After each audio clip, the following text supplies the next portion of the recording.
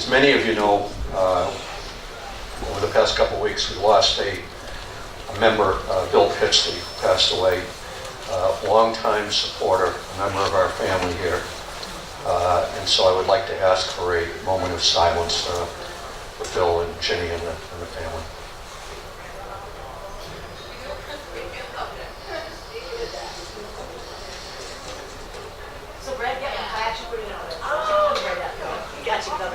Thank you very much. Welcome to the third in this Crowley Lecture Series 2018-19. Tonight we're really very, very pleased to have with us Dr. Brendan O'Malley over here, and we'll hear more about him in a minute. This is our new venue and hopefully our home for some time. This solved a couple problems. It cured the parking issue across the street from Bellevue, and the capacity issue. We can get up to 170 now, so that we don't have the 25 people that are put on a wait list that don't get to see the lecture, so that's the good thing. It's come a long ways from the 25 to 35 folks downstairs at the La Forge Casino. It's very, very gratifying. And owe a lot of that to Ann Arnold May and her crowd there. And no admin remarks here. I just have to say that if anything happens, there's one door. Use it here. It's great. Restrooms out here across the bar area. As I look in the rearview mirror, over the past month, we had a very nice bus trip down to the Great Hunger Museum and the Institute. We're hosted by Dr. Christine Keneally, who many of you remember has been here to brief us twice now. Good day, split between two fine visits and lunch at the Playwright Pub. So the whole day was very, very nice for a getaway. It was informative, it was fun, and we'll try to do a few of those as the year goes on. We'll see if someone has ideas of Irish places that we should visit, probably in the course of a day, go ahead and feed that information to one of the board members or myself, and we'll try and work up a trip. We still are trying right now to do a recreation of the Fall River Line steamship line trip from Fall River to Newport. It didn't pan out last year. We'll work it again this year, and hopefully maybe we can offer that to the group here. The upcoming events: on Sunday, the 3rd of March, dancing at 40 Steps, 1 p.m. In the afternoon. And again, Donald Lahan and Mary will lead us in the Irish dancing. We have 4 musicians that will once again play for us, the same 4 as last year. 3 o'clock in the afternoon that same day, the Wolf Tones are again coming to Hibernian Hall, 3 p.m. On Sunday the 3rd of March. So if you didn't catch them last year, you may want to catch them this year. They said last year would be their last event, and I guess this is their last event. Saturday, 9 March, I'll be hosting the Irish tour by bus of Newport, about a 2-hour tour. We'll depart AOH Hall at 10 in the morning, start serving coffee and pastries about 9:30. End up at the museum and then start a second one around 12:30. We'll try and make that work. So the second, and that's by popular demand. We filled 2 buses last year and still had a waiting list. So we'll do that again. And that's thanks to Viking Tours and Annie and Karen Oakley, who have been donating the buses for years. They're doing the same thing, so it's free. We ask for pass the hat for a tip for the driver, and that's it. All of these things I'm mentioning now, you will receive flyers in the mail from Ann on these events. The Interpretive Center will be open Friday to Sunday, the week before St. Patrick's Day weekend, and the weekend after that, 11 in the morning till 4 p.m. And I encourage you, and not tonight or tomorrow. We're working on the website right now. We've had a little hiccup. But use the website, just click on the Shamrock on the Museum of Newport Irish History website and click on the Shamrock and you will get the events. They were just updated by Peter Martin, but again, we have a little hiccup with the website, which will get fixed. We'll wrap up the lecture series in April. In March the 25th, we'll have Professor Lucy Salyer from the Carson School at University of New Hampshire, who's an expert in U.S. history, immigration, and citizenship politics. So again, that's the 25th of March. 26th of April, we will finish with a lecture by Cormac O'Malley. The subject is still to be determined, but it will center around the Easter uprising of 1916. He is a lawyer by trade, but he's past 10 years or so, this is very interesting, he's been working his father's books. His father was Ernie O'Malley, and any of you who have been to Kilmainham Jail will recall that his bust resides in Kilmainham Jail. He was the gent that escaped twice from Kilmainham, the only one ever to escape from Kilmainham Jail, and he did it twice. And so his son will be here. He knows the details fairly intimately, so he'll be here on the 26th of April. Should be interesting. Now, what we're here for tonight, long last, is to introduce Dr. Brendan O'Malley, who's now a native of, he claims to be a Bostonian. He's now a native of Holden, Mass., which we know something about. He's a graduate of Vassar College. He was a professor at Brooklyn College for 7 years, I think. Is that right? Yeah. He earned his doctorate degree from the Graduate Center at the City College of New York. He did postdoctoral fellows with both the New School and the New York Historical Society. And he's currently working on a book, which I think you may mention tonight, Castle Garden, 19th-Century Immigration Welfare State. So 25 years in New York City, he knows something about the topic that you're going to hear about tonight. And he mentioned to me that 25 years in New York and he's still a Red Sox fan.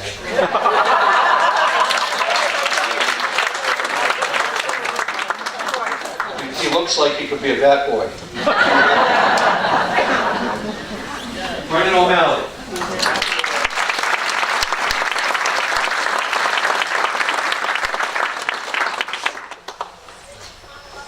I'm really delighted to be here. I thank you so much for inviting me, and I'll ask your forbearance. This is definitely a work in progress, so I'll warn you about that ahead of time. But I'm really just delighted to be here and to see such a large and enthusiastic audience, much more enthusiastic than the 25 students I was teaching this morning. Okay, so the idea for this talk is really, I'm not really a historian who specializes in Irish American or the American Irish social history. I'm really a political historian who focuses on immigration and citizenship. And let me just put a little pitch in. Lucy Salyer from UNH is really somebody I worship. I'm a relatively junior scholar. She is somebody who is a goddess in my field. So you're very fortunate to be having her. But anyway, a really, really important book that I think has really helped to sort of redefine the field of immigration history came out about 2 years ago by a dear friend of mine. His name is Hidetaka Hirota. He's Japanese, but he's a Japanese Catholic, and he got his Ph.D.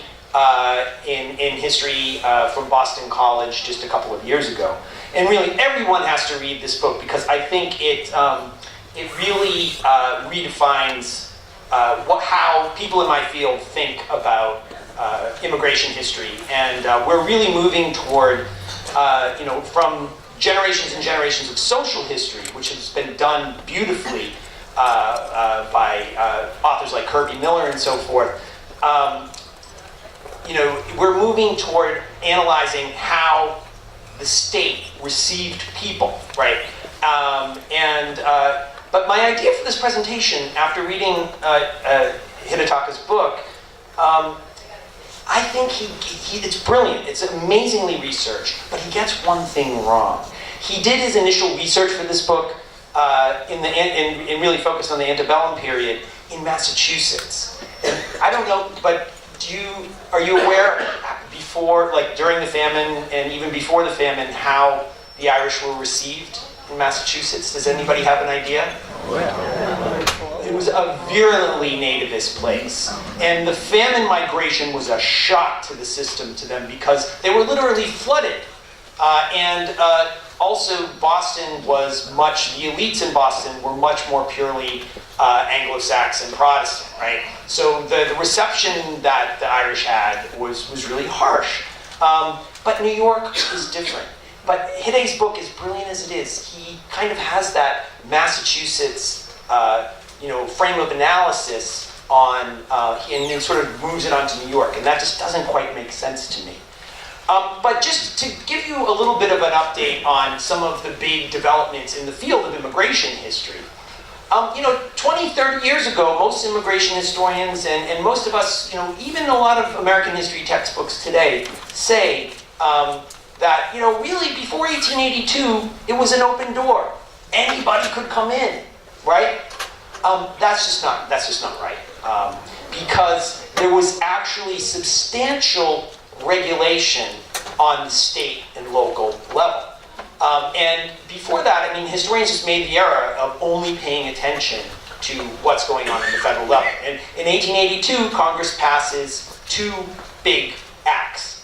One being the Immigration Act of 1882, which federalizes immigration control, takes away the power to regulate from the states, and also the Chinese Exclusion Act as well. So that's when the federal government really asserts control, authority. But the thing is, for decades before 1882, states and local governments had significant regulations, and especially in New York. And these were hotly contested. These were, political debates. And so the argument that I'm going to present to you tonight is that the Irish were a major factor in why New York received immigrants far better. And I say the 19th century here, but I'm somebody who's really kind of focused on the antebellum period, before the Civil War. But just to give you an example of some of the regulations that existed on the state and local level, statutes required shippers to post bonds or pay head taxes to defray the costs of immigrants who required public assistance. They compelled passengers to submit to medical inspections and banned the entry of paupers. So if you were poor, you could be denied entry into the country, right? On most states, most coastal states had those kinds of laws. Particularly in the 1830s and 1840s, as debates over slavery started heating up, southern states passed laws where free blacks who were not residents of that state could not enter. The disabled, people who were known to be convicts, and were also not allowed entry in many states. The degree to which these laws were enforced varied, and lastly, quarantine, right? I think we have a naval presence here. The folks here know what quarantine is, or Coast Guard folks in Newport, I would assume. But there was in New York, very tightly enforced regulations about not allowing sick people entrance. They would have to go to the quarantine hospital. Just to sort of to emphasize this point, we love to think of the United States as this place that's always accepted the poor and given them opportunity. But the more, not to be all doom and gloom, but there was always considerable obstacles thrown in the path of poor immigrants, always, from the colonial period. The very nice Emma Lazarus myth that we like to recite to our elementary school students, it hides the fact that local authorities never welcome poor immigrants. Another interesting factor to think of is before 1820, most immigrants arriving in the colonies in the early republic were not free, right? From 1609 to 1819, 1.3 million newcomers arrived. I want you to think about these numbers. Over 700,000 of those came in a state of servitude, right? As slaves indentured servants, and convicts, right? So there was this very strong association with unfree status with migrants. And the 600,000 during that period who came as free people were basically people we would think of as middle class or upper class. They had means, right? So there was definitely a class lens that authorities took, and they really tried to stop poor people from coming in and penalize shippers who brought poor people in. And a lot of this mentality really goes back to the English poor law system, dating back to the Elizabethan era, which set up guidelines for the settlement and removal to control the mobility of the poor. There was, but very interestingly, right around 1820, unfree migration essentially stops. The market for indentured servants basically collapses for a lot of reasons that are hotly debated by historians. In 1808, of course, the Congress passes a law forbidding the importation of slaves. So now, after 1820, that's when you enter the era of totally free migration. But at this time, you see the strengthening of the enforcement of laws on the book, that excluding paupers, and also, especially as you have more Irish Catholics coming, you see a lot of nativist protest and riots. But one thing I absolutely want to emphasize here, I think this is very important. There are a lot of memes floating out there on the web, and there's one Irish historian who combats this meme, but the idea that some Irish came as white slaves is utterly absurd. So I want to put the kibosh on that idea, just in case you hear some young people saying, "Oh, but the Irish were sent here as slaves as too." There's absolutely no historical evidence for that whatsoever. They certainly before 1820 came as indentured servants, but never as slaves. And by the way, Ralph Northam, the governor of North Carolina, used a little history lesson on calling the Africans who came in 1619 as indentured servants. No. They were perceived differently. And when you think about it, it's actually quite easy. The first shipment of Africans brought into Virginia, they had been slaves on a Spanish ship that were captured by, I believe it was a Dutch warship. And so they were perceived by everybody involved in the transaction as slaves. So Governor Northam learned history. So another common assumption is that, and I have to say in New York, in the 1880s and 1890s, a little bit later on, it was kind of true. But the moment that an Irishman stepped off the boat, he was issued his Tammany membership card, that you were an instant Democrat, right? But in the antebellum period, the politics were much more complicated. And you see some strange bedfellows, like very strange. I'm going to talk about this in a little bit more detail, but the Whig governor of New York became William Seward, who's famously going to be, later on, he's going to be Lincoln's Secretary of State, and then after Lincoln's assassination, as you said, he'll, with Johnson as president, he'll purchase Alaska, Seward's Folly, which you all know. But he actually, despite being a Whig and then a Republican who had some nativist tendencies, the strange sort of political alignments of the antebellum period, I'll talk to you a little bit more about. Another sort of, correction that I want to make is that, we do, and rightfully so, when we look at the history of Irish immigration to the United States, I'm not denigrating the fact that the famine was a gigantic event. It's of huge significance. It's 1.8 million people coming between 1846 and 1855. And it really did. And for places like Boston and Philadelphia and Baltimore, it shook their world, right? But with New York, the story's a little bit different, right? Especially in New York, the Irish Catholics, and I do say Catholics, were already building up considerable political and institutional power in New York before the famine, right? So you kind of miss that picture, because the argument that I'm making here is that, the Irish were received much better, and immigrants in general did better coming to New York than in other ports. Who came before the famine? Actually, you talked about the Wolf Tones, I guess a musical group that are going to be performing. One of the leaders, who was a Protestant, by the way, 1798, the United Irish Rebellion emigres were early leaders of the Irish and Irish-American community in New York. And they were ecumenical. They were mostly middle-class Protestants with some Catholics. And this generation really tried to foster an Irish-American identity across the Protestant-Catholic divide. They were Irish nationalists, right? That's what the 1798 rebellion was about. They were pro-Daniel O'Connell. How many of you guys are familiar with Daniel O'Connell? He was a great nationalist politician who in 1829 succeeds in getting political rights for Irish Catholics in Ireland, right? Catholic emancipation is what it was called, right? They were supporters of O'Connell.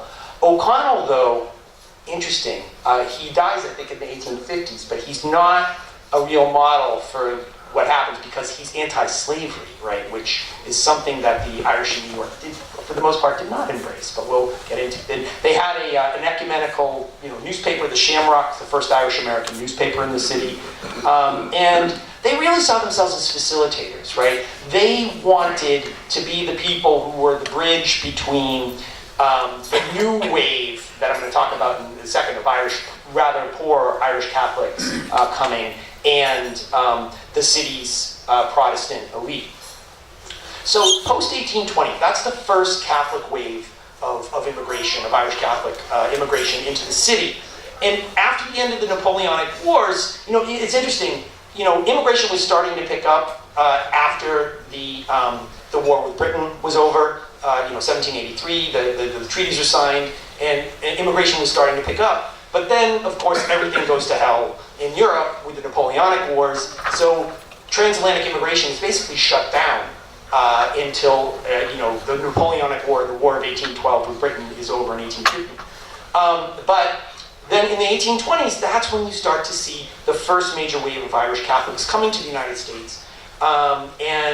Especially after 1827, when the British repealed all immigration restrictions and the price of steerage fares dropped, right? Now, this is something that's really interesting to me. Transatlantic passage before the 1820s was very expensive, right? So the only people who could afford to do it were pretty well-off people, or you would sell yourself as an indentured servant. Those were the two options, right? Before the famine, it was really single men, young single men, poor and unskilled. And by 1835, the number went up to about 30,000 people coming into New York in that year. And compared to other groups, the Irish tended to stay in New York City much more so than other groups who. A lot of European immigrants who were better off, they would come to New York City and land in New York City, but New York offered the best transportation into the interior because you could take a steamship up the Hudson and then take a canal boat. Remember, the Erie Canal opens, and you would take a canal boat all the way across the Lake Erie, and then you could take a steamboat into wherever you want in the interior. And so New York was not just a place to stay. For the Irish, it kind of was, but for other groups, it was a place to sort of move into the interior. So you do have some nativist backlash in the 1830s with this big wave of Catholic immigration. The New York Protestant Association was formed in 1831, which distributed anti-papist literature. This was backed up by the fact that in port cities like Baltimore, Boston, and New York, the bulk of the people in the almshouses, in the poorhouses, were Irish Catholic immigrants, right? And that whipped up a lot of furor. My mind is always blown by this, but Samuel F.B. Morse, we all know him as the inventor of the telegraph and Morse code and so forth. Virulent nativist, right? Somebody who hated Irish Catholics, and published this screed, this conspiracy theory screed about how Catholics, the Catholic monarchs of Europe were shipping all these people over in a secret plot to take over and turn the United States into a Catholic country. For real. This is what... but he was also a professor of art at NYU, at New York University, and a great inventor, but also a painter. Very talented man, but did not like Irish Catholics. You do have sporadic violence in New York. In 1835, a saloon keeper announces the formation of the Irish Catholic militia that he called the O'Connell Guards, and this triggers a massive brawl in Chatham Square. For those of you who are familiar with Lower Manhattan, Chatham Square is kind of like one of the central places of Chinatown now. It's always been kind of an immigrant neighborhood. But the anti-Catholic, anti-Irish violence in New York was never as bad as in other places like Baltimore, Boston, and Philly.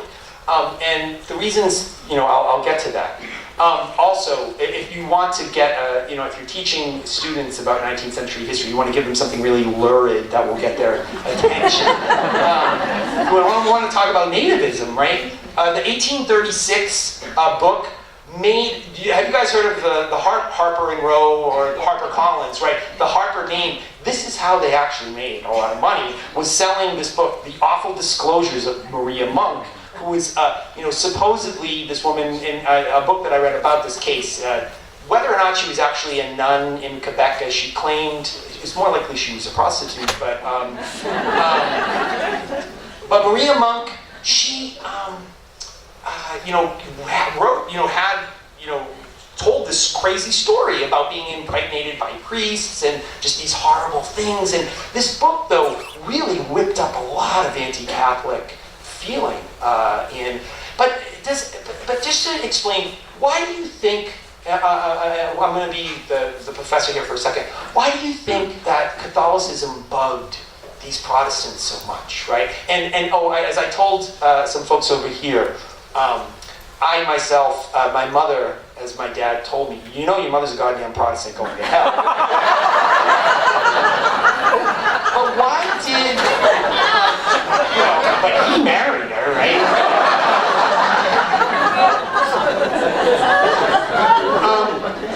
But just,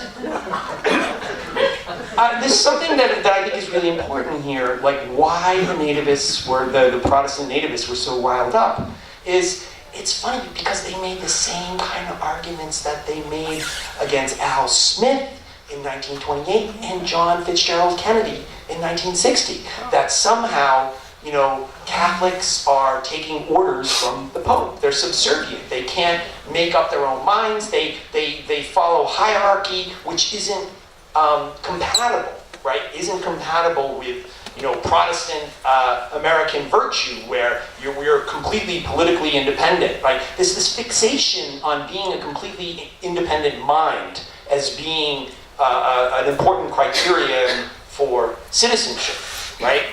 So the fact that you could be influenced by this foreign power, that sounds familiar right now, really meant that you were not eligible for citizenship. So a leader emerges in this crisis, right? And I didn't want to say this, but the more I read, the more, I'm not someone who's a big fan of great man history where one man sort of explains everything, but you can almost make the case. The reason why the Irish were received better in New York is largely, has a lot to do with the efforts of one leader. The bishop, and then in 1850 he's elevated to Archbishop John Hughes. The New York diocese really struggled. There was the Panic of 1837, one of the first major depressions in the country, and the French Catholic Bishop of New York, John Dubois, was failing in health, and he found a dynamic young priest to help him out, John Hughes. He was an Irish immigrant himself. He came in 1817, worked as a laborer and a gardener, and then became ordained, and quickly made his way up the Catholic hierarchy. And he was in when Dubois picked him. He was a priest in Philadelphia at the time. But Hughes was incredibly talented politically, and he, as Du Bois' health declined, he really launched a campaign to build the diocese political power and institutional capacity, which really intensified when he became Bishop of New York in 1842. And famously, he really was about education, right, and Catholic education. And he was in a battle with the local public school association in New York, which wanted to have everybody use the Protestant King James, Bible, right? And he engages in this fight with this group and actually finds a very strange ally, a very strange bedfellow, the governor, the Whig governor, who, for a variety of reasons, he really wanted to court the Catholic vote, and William Seward, who I mentioned before. But Hughes built institutions. He created an Irish power base, really. In 1841, he was behind the creation of the Irish Emigrant Society, which basically created a miniature little social welfare network for people when they were landing, when they were first coming over. Seeking to protect them from exploitation. In 1842, he took over a small Catholic newspaper, the Freeman's Journal and Catholic Register, and made it a real effective mouthpiece for the diocese. And he and his friend Andrew Carrigan, an Irish Catholic merchant and real estate developer, bought the land for the Rose Hill campus of what's now Fordham University, a Jesuit school now, but it was as his seminary, right? So he was really focused on education. And Seward and Hughes, they lost this battle over school funding, and as a result of it, Seward even lost the gubernatorial election in 1842. But they became very close friends, and Hughes also gained somebody who's a very prominent person in my book manuscript, the friendship of Seward's right-hand man, the Albany newspaper editor and political lobbyist. I love this 19th century name, Thurlow Weed. But he was essentially the first lobbyist. The modern practice of political lobbying you can really trace to Thurlow Weed.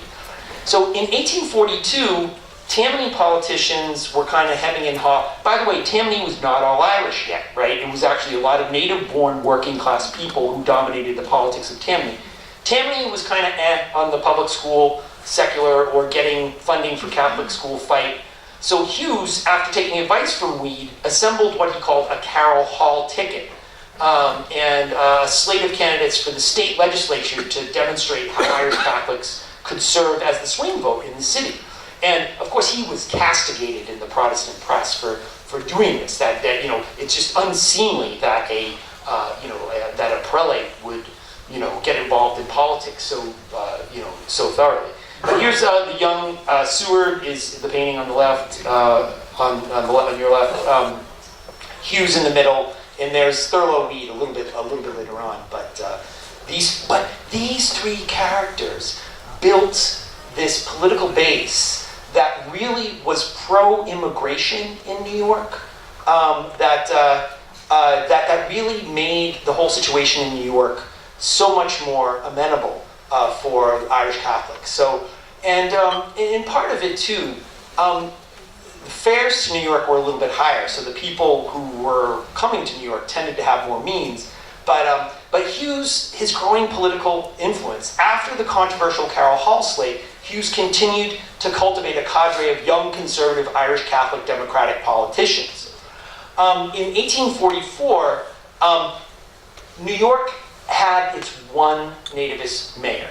The publisher, James Harper, who made all the money with the awful disclosures of Maria Monk, in 1844, in part as a rebuke to Hughes and Seward, but Harper did little to enact a nativist agenda. And this is really interesting to me, that in 1844, an enormous nativist riot where Catholic churches were burned and glass shattered and the homes of priests destroyed. It just was in Philadelphia. So news of this bloody affair in Philadelphia pushed Hughes to station armed men around Catholic churches in New York. And this show of force caused New York nativist mobs to back down and nativist leaders to lose face and credibility. So Hughes was not somebody to be messed with. He met force with force, and and that's largely why they, the nativists in New York never wielded power quite in the same way that they did, certainly in Massachusetts, and don't even get me started on Rhode Island. Oh I was utterly stunned. Well, of course, the Dorr Rebellion's fascinating, right? But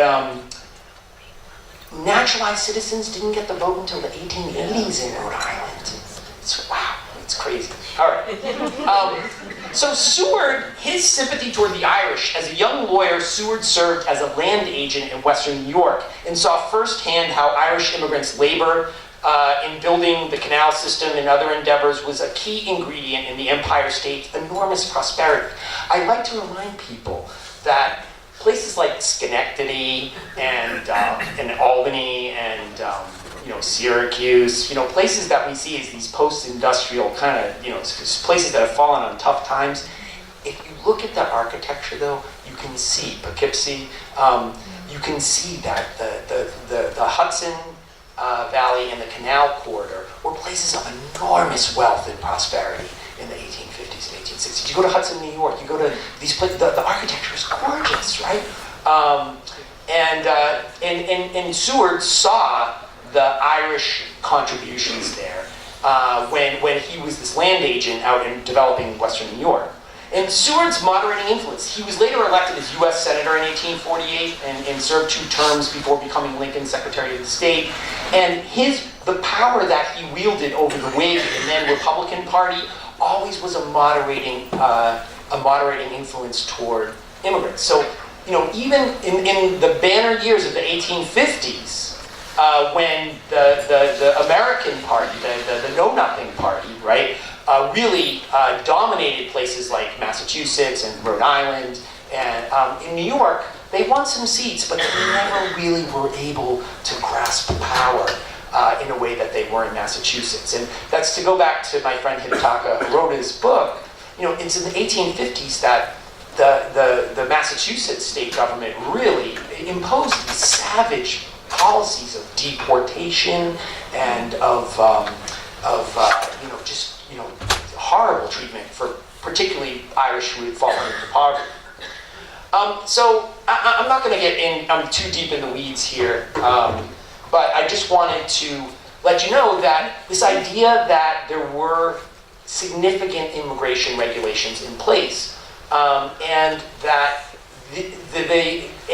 before the 1840s, before the Irish got involved, it was a really dysfunctional system, and it was really prone to corruption. It was basically charging shippers what they call the commutation fee or a bond. Basically, a shipper, in theory, it didn't always work out this way, but you all know what a bail bond is, right? You basically had to post a bail bond kind of, for any immigrant who landed, right? You could pay what was called the commutation fee in lieu of that.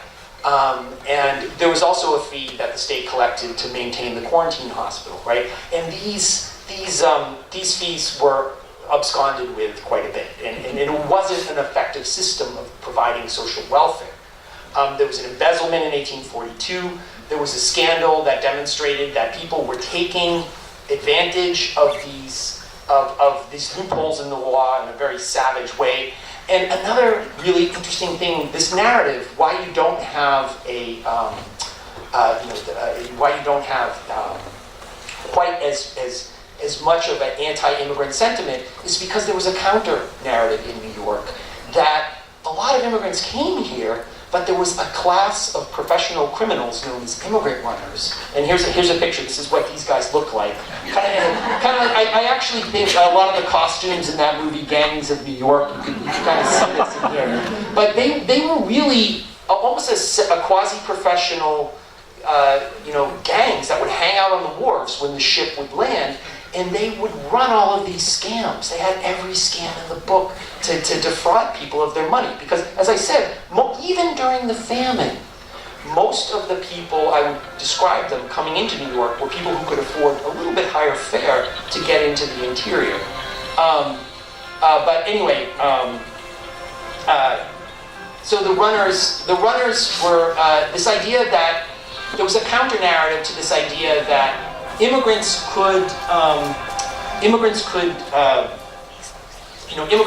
it wasn't necessarily their fault that they were poor, is kind of the point that I'm trying to make here, right? That there were these exploiters who were waiting on the docks who would try to scam them. And so the Irish politicians were able to use that sympathy to basically create a new agency, okay?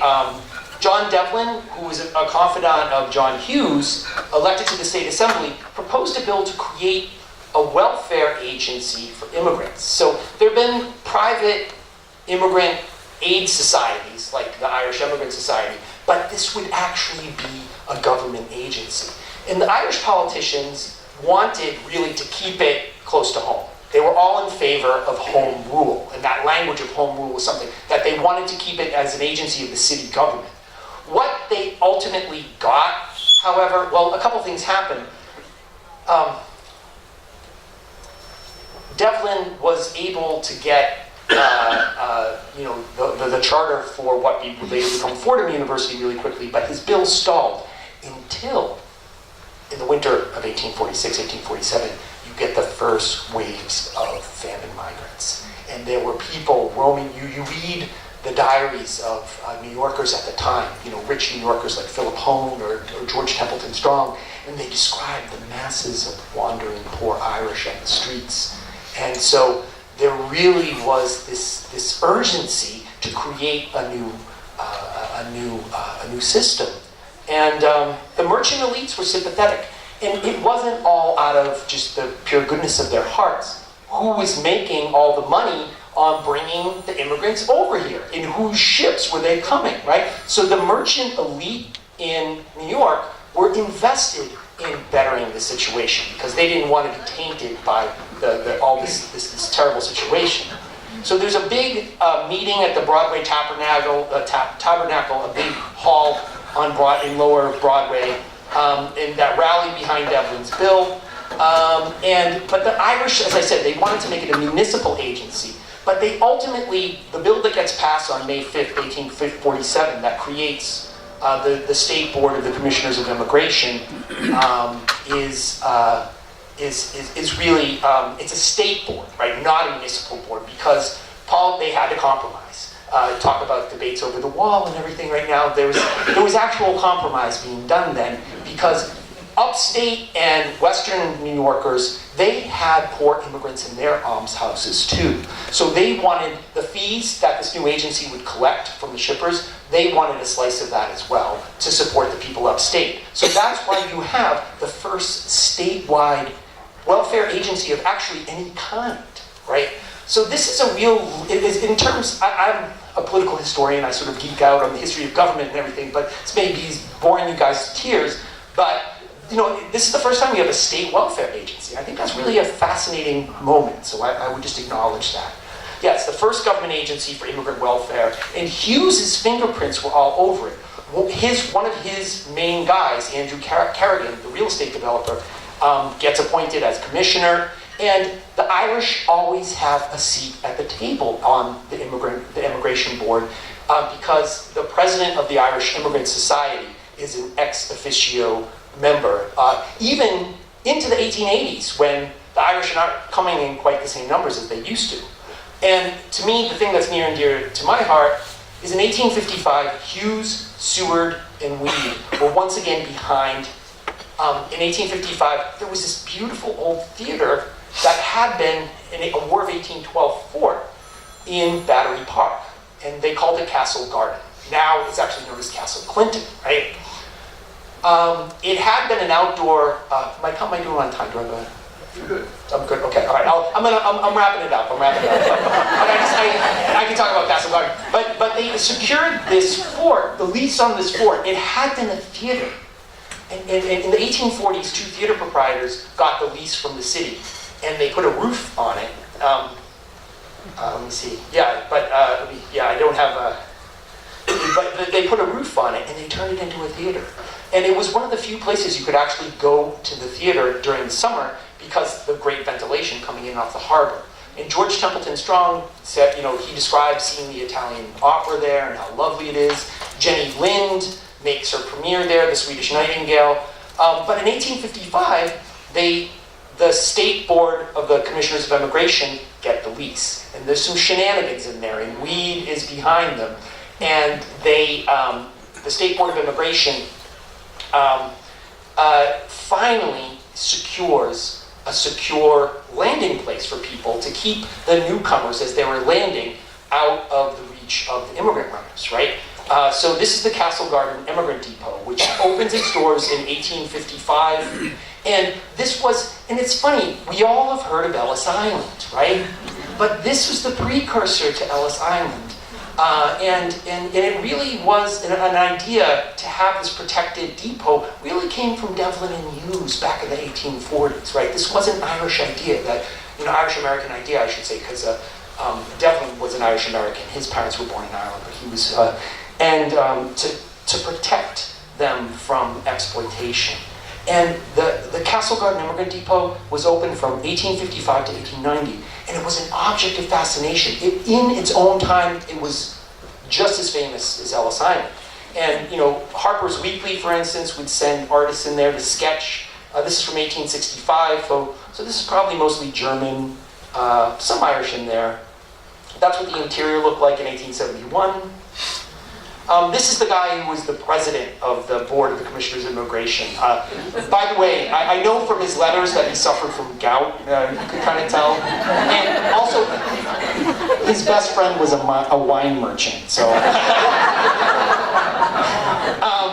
but this is remarkable to me. Castle Garden served as the nerve center of a pretty elaborate welfare state. In the 1860s, they constructed an enormous immigrant refuge and hospital system on Ward's Island. So, do you know where the RFK/Triborough Bridge is? That goes over Ward's Island. There was an immigrant hospital there that was funded by this fee that was collected from the shippers. And it served as the country's main immigrant reception center from August 1st, 1855 until April 18th, 1890. About 8 million people came through, almost half of all aliens entering the U.S. in the second half of the 19th century passed through Castle Garden's doors. But the Commissioners of Immigration, they inspected people before they even landed. There was a first inspection off of the quarantine hospital on Staten Island. This is an image of folks disembarking at Castle Garden. By the way, the ships would anchor in the harbor because it was too tricky. If you've ever looked down off the battery, the waters of the Hudson really swirling around pretty intensely. To bring a big sailing ship to that wharf was difficult. So they very quickly discovered that you had to bring a little steam tug or a barge or something to unload them and bring them off. But this is them coming off a little steam tug. This is from 1880. You can see by the dress, you start to see the shift toward more Eastern Europeans and Southern Europeans. That shift starts in the 1870s. Technology-wise, very interesting. By the 1870s, 1880s, you have the shift from immigrant ships being sailing vessels to steamships. So that actually enables people to come from farther away more safely. Most of the sailing vessels were really, you had to get to Liverpool, and pretty much everybody left from Liverpool. But, steamships could go from Italy, from the Adriatic, and bring people in that way. Then the physician inspection and, registering. We still, despite several fires in Castle Garden, we still have the digital records of people being registered there, which are different from the federal records. The customs officials also kept records. So the registration, and they had an elaborate system of baggage management that was very much akin to a modern airport. I love this because Castle Garden was funded secretly for a while by the railroad companies because it was business for them. So they paid the city the $10,000 a month rent because they would process the immigrants put them on little steamboats, and then there was no cross Hudson Tunnel yet, so they would take them in little steamboats to the railheads on the other side of the Hudson, and off the immigrants went. Most people coming into Castle Garden were immediately, within that day, were off into the interior. So it was a way, the New Yorkers loved it because you didn't have all these, poor or disoriented immigrants sort of lolling around. They were immediately sent on their way. So I am excited about this book. I've been working on it for way too long. But why I think this work is important is because it really reframes our understanding of how 19th century Americans thought about immigration policy. And I'm not saying it was all, Castle Garden was rough in a lot of ways, but there was an effort to protect the welfare and a real acknowledgement, certainly by the merchant elites, but in the Irish in New York, that immigrants were absolutely essential for the economic development of the country. And I still feel strongly that that's the case today.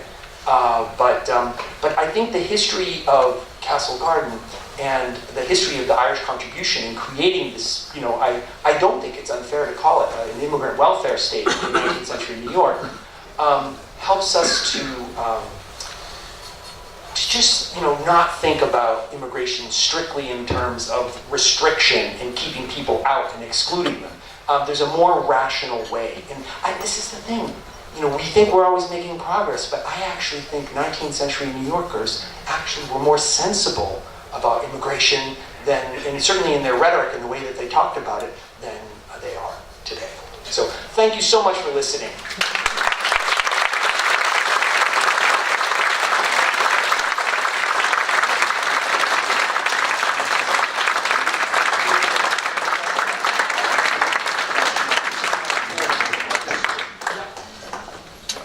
Have a portable mic. However, what we will do is, if you have a question, stand up and shout it out, please.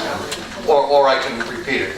I was just wondering, I probably missed this whole thing, but what happened in the end to Castle Garden, and what is it now? What is it now? Well, the building itself has a fascinating. The building itself has a fascinating history. It was built as a War of 1812 fort. But by 1820, it was militarily not necessary because they actually built other fortifications that covered Manhattan better. So they turned it over to the city. So from 1820 to the 1840s, it was kind of an open-air promenade space. And a lot of the elites lived down by Battery Park at that time. So you could get lemonade and ice cream or beer. But then, of course, in the 1840s, these two theater proprietors bought it, they built a roof on it, and turned it into a musical performance space, right? So that was basically from the mid-1840s until 1855, when it's transformed into an immigrant depot. Then it's an immigrant depot from 1855 to 1890. And then in 1896, the building is repurposed yet again to become the New York Aquarium. And then the New York Aquarium in Battery Park, right? And then one of the great devils of New York City history of the 20th century, he forces it to be torn down, that being Robert Moses, right?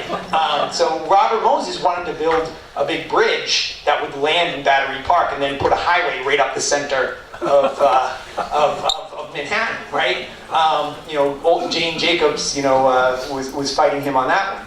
But so he basically it was about to be torn down when Eleanor Roosevelt steps in and says, you can't do that. That's a War of 1812 fort. So, but for a long time, it just sat there as nothing. But then, right around the time of the bicentennial, people started to put some money in to sort of refurbish it, and now it basically kind of looks like it's called Castle Clinton now, after Governor Clinton, and they use it for, the irony is, you buy tickets to go to Ellis Island and the Statue of Liberty there. There's a little ticket booth for that. So the fact that, but if you go into a little side room, there are a bunch of dioramas that show, and that's how I got hooked on this topic, right? Was I went and there was a diorama showing it as as a fort, and then as a theater, and then as the immigrant depot, and then the New York Aquarium. So that's, yeah, it's a really, and it's still, the Castle Clinton site it's now a part of, it's maintained by the National Park Service, so. So, there's a book that just came out recently called Dagger John. Yes, by John Lafferty, yeah. I don't know if you know that fellow, but it's an excellent book on It's great, yeah. How tough Hughes was. Oh, man, yeah. I don't know if there's any truth to it, but the reason Hughes never became a cardinal was that the papacy, the curia, didn't like how tough he was Yes. over these 30 Yeah. years. And they didn't like how he was in bed with the politicians. Right. And they didn't like how he was helping the Irish immigrants. Absolutely. Because he was a little too tough. So all of his acolytes, Mundelein and others, became cardinals. Yes. Young people. But he never did. Yeah, no, the guy McCloskey who succeeded him became a cardinal. He became a cardinal. Yeah, yeah. So my question is this, though. It seems to me that what happened here that moved the state, because they failed to get Catholic education. Okay? Right. Well, the state eventually paid for the Protestant schools, but they didn't pay for the Catholic schools. But Right. they tried. Right. But what eventually occurred was the following. The Irish got political power. Yes. All right? Because Yeah. then they could get cops, they could get firemen. Before that, they couldn't get that. They Right. could even get some teachers. Before that, they couldn't get teachers. Right. But you've introduced a new notion, and that is that they had economic power. Yep. They had economic power Yep. as the entryway to the world, to the country. Yeah. So that people with money, okay, wanted to bring the money to bear to take care of these people. So you had power and you had money. Compare that to Rhode Island. Yeah. I'm definitely going to research more about Rhode Island history. But I would point you to an essay by a historian by the name of Marion Casey, who talks about how the history of the Irish Catholic elite has been largely erased from the record. Like, I did a postdoc at the New York Historical Society, which was the most Protestant place on earth, right? Back in the day. But and this is, historians can only work with what archives preserve. And Marion Casey makes the point that people like Andrew Carrigan, he got a tiny little obit in the Times. You know what I mean? There's just not a lot of sources about him. Andrew Carrigan and some of the top leaders that Hughes worked with, the Catholic elites, were largely erased from the record. And Carrigan was an early president of the Emigrant Savings Bank, which still exists in New York City. But Hughes founded that. And that, to get to your point about economic power, everyday laboring people use that bank. Casey's done some research. A couple people have done research on the bank records and they're at the New York Public Library, the main branch on 42nd Street, and it's remarkable. If you really get into that social history, it's fabulous. But you're right that the public record really does erase the Irish Catholic elite, which existed and were powerful and drew their weight around and were very tight in a tight circle around Hughes. But the Lafferty book is a joy to read. I thought it was beautifully researched.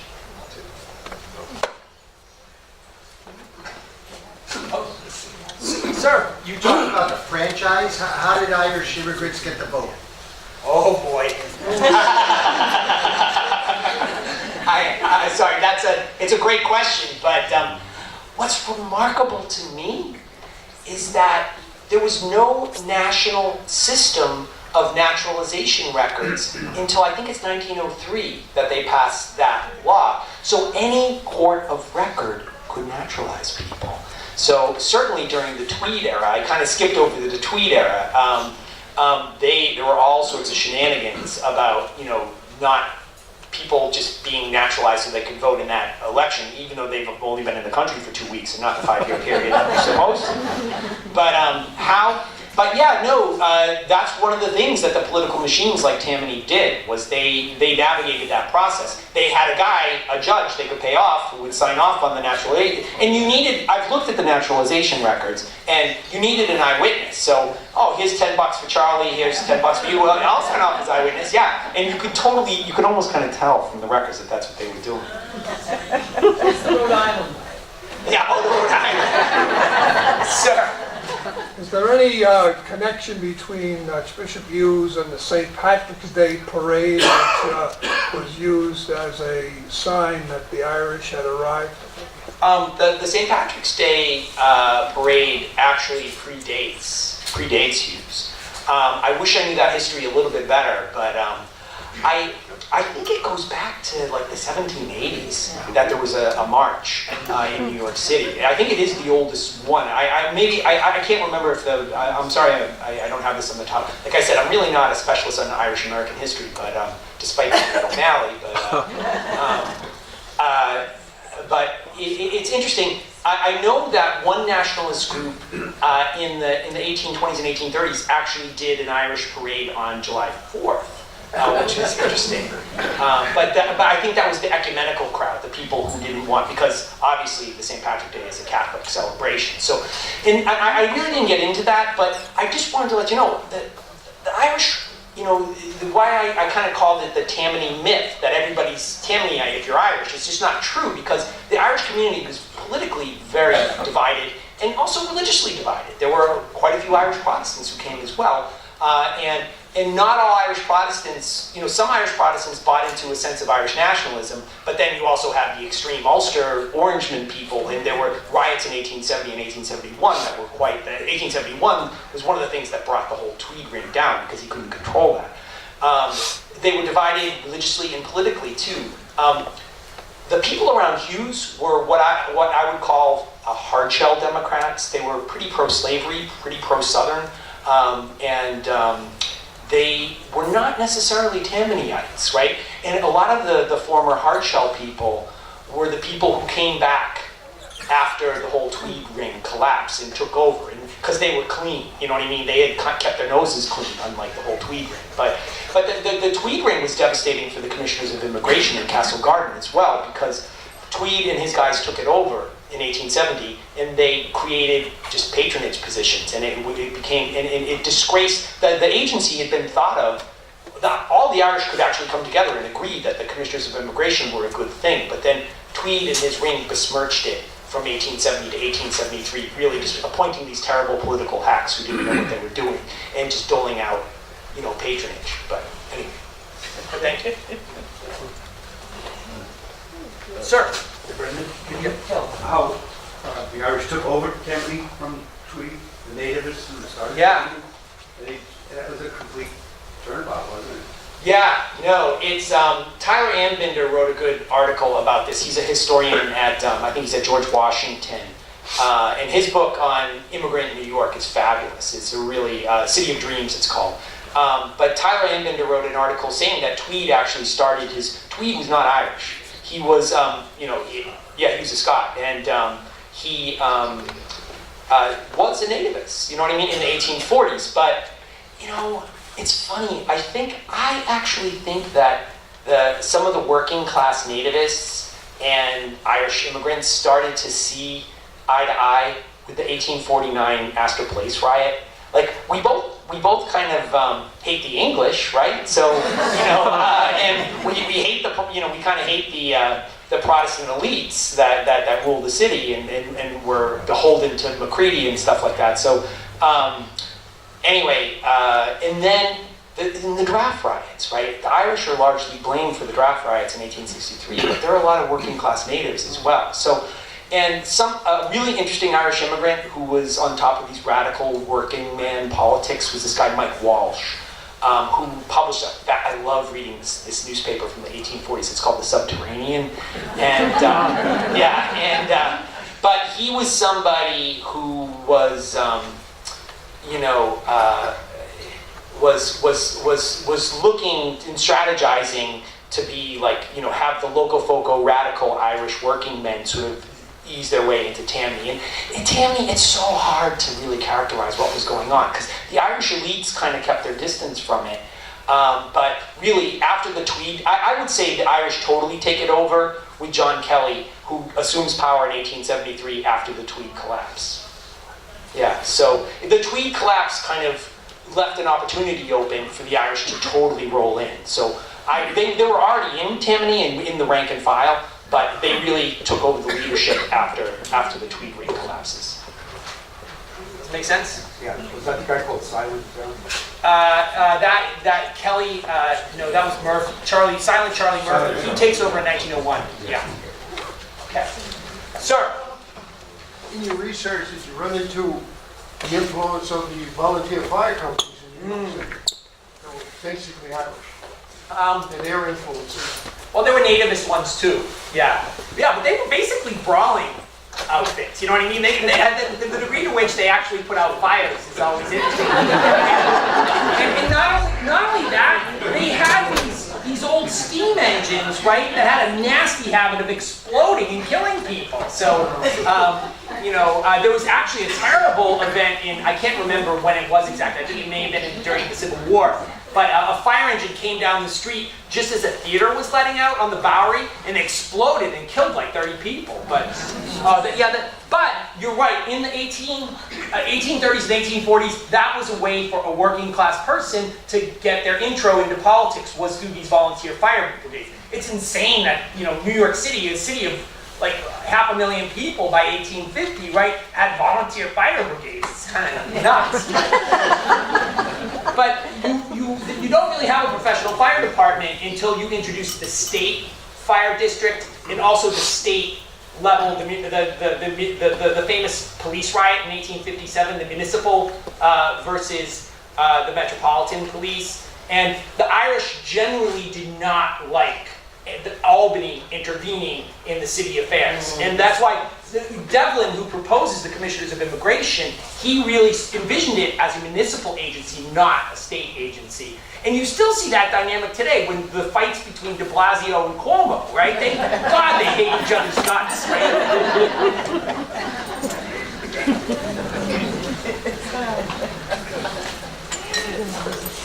I have one final one. You mentioned the welfare organizations, be they Irish, be they state-owned, or whatever. What about the Ancient Order of Hibernians that took care of the new arrivals? Was that because it post-stated most of your discussion here, or was there some other reason that wasn't in the hierarchy there? Well, the funny thing is, the state agency did pick up a lot of the slack, right? But even when the state took over,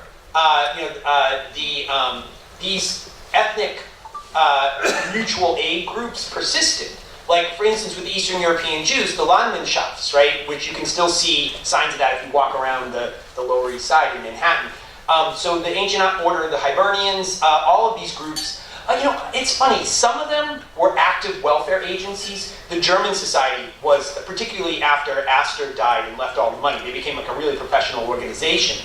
But other ones were more kind of like, dinners and smokers, just like, just their party. And the Friendly Sons of St. Patrick was kind of like that, but then that group founded the Irish Immigrant Society in 1841. That was an actual welfare group. So, does that answer your question, Mike? It does.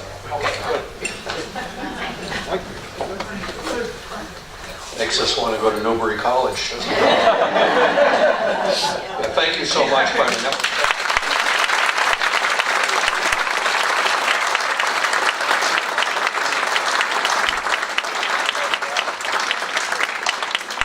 I just wanted to mention that the screen here shows you when you have talented board members like Dan Titus. He didn't only fix the sound, but the screen was his idea and put it up here for us. So it was great, Dan.